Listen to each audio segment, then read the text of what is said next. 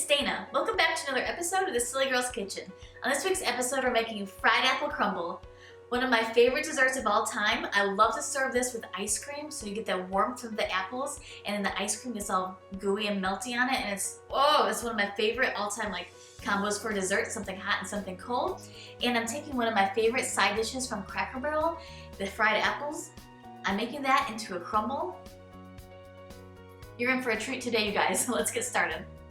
I like to think of this as a bonus recipe. You get two recipes in one. We have to make fried apples first, which are amazing on their own. I love to use Granny Smith apples for this, but you can use any baking apple, so we have to cut them up first.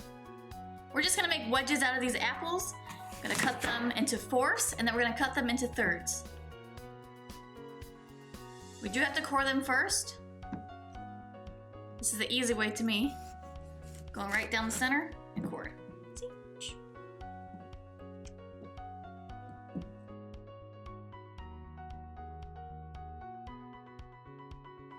Okay, the apples are in fourths now. We're gonna just cut these into thirds.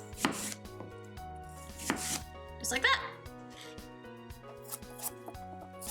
These do seem like kind of big slices, but it does cook down. Okay, now finish with all the apples. To make the fried apples, we need to melt 1 stick of butter over medium heat, add brown sugar and cinnamon, of course, and mix that till combined, and make sure that it all gets all melty. Then we're going to add our apples straight into the pan and mix that and make sure it's coated in that brown sugar and cinnamon. Then we're going to cook it down over medium heat for about 10 minutes until the apples are just fork tender.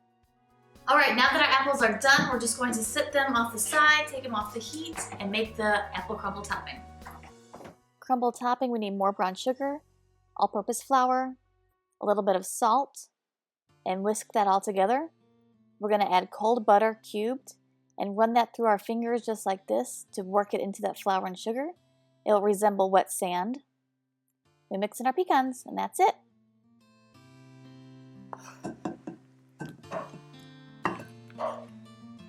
Make sure you get all of that cinnamon, brown sugar sauce.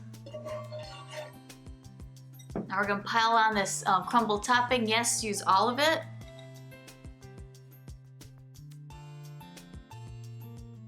Don't make a mess like I did. Always messy. Okay, now we just gotta bake it. All right, you guys, the apple crumble is done baking, and it has cooled down slightly. It smells so amazing in here. I'm gonna give it a little taste. Let's see. Gotta make sure it's good, right?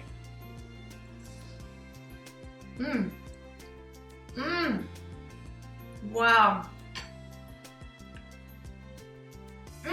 You guys, no words will describe how good this is. The crumble, as you can see, really bakes down, so it's like not as much as it looks like when you first put it on there. The tartness of those Granny Smith apples, I really recommend using those, but of course you can use any type of baking apple you prefer. To me, this is like one of the perfect desserts. I love to serve this up with a little bit of ice cream, put some more pecans on top. Some caramel sauce would be amazing. My cinnamon buttermilk caramel sauce. I'll leave a link to that below. Also, to kick this up one more notch, you can use my cinnamon sugar roasted pecans and the crumble. You guys, you can't go wrong with this recipe.